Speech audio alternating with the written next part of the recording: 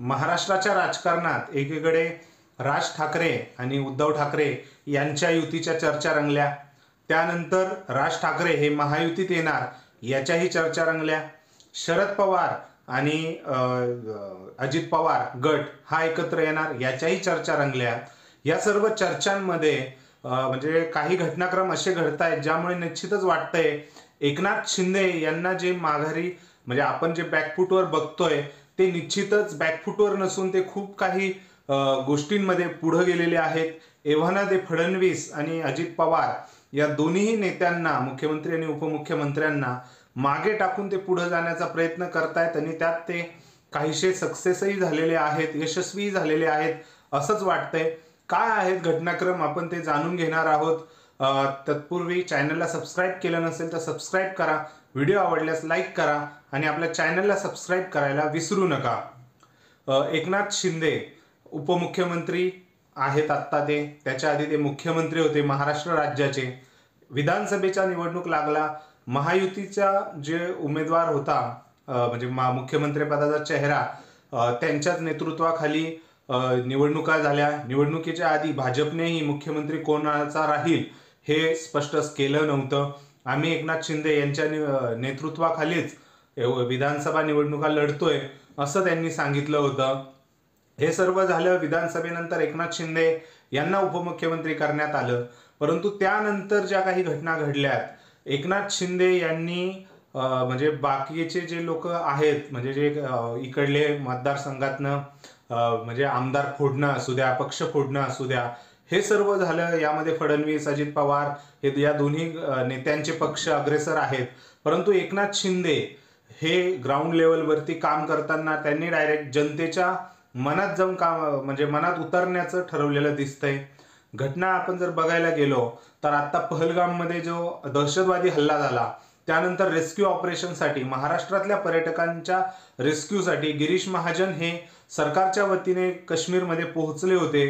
पण तरीही एकनाथ शिंदे हे स्वतः जम्मू काश्मीरमध्ये पोहोचले, श्रीनगरमधनं पोहोचले आणि त्यांनी तिथून महाराष्ट्रातल्या लोकांना जाण्याची व्यवस्था केली, महाराष्ट्रात परत आणण्याची व्यवस्था केली।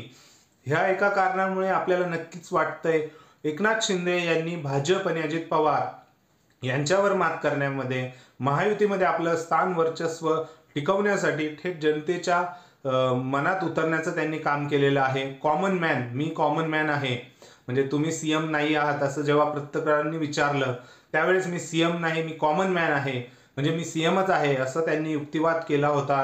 त्यांची जी इमेज आहे एकनाथ शिंदे यांची जशी इमेज आहे की एकदम तळागाळात म्हणजे एकदम ग्राउंड लेवलवर काम करणारा नेता, असंच ते काहीसं त्यांनी जम्मू काश्मीरमध्येही दाखवून दिलं।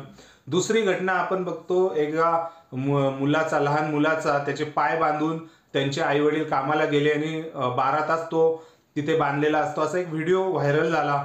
त्यानंतर तोच व्हिडिओ जेव्हा एकनाथ शिंदे यांच्यापर्यंत पोहोचला तेव्हा त्यांनी त्याच्यापर्यंत पोहोचले, त्या कुटुंबापर्यंत। त्यांना जेव्हा कळालं की तो मुलगा मूकबधीर आहे त्यावेळेस त्यालाही पूर्णपणे म्हणजे त्याच्या मेडिकलचा खर्च हा एकनाथ शिंदे यांनी उचलला, शिंदेच्या शिवसेनेकडनं उचलला गेला।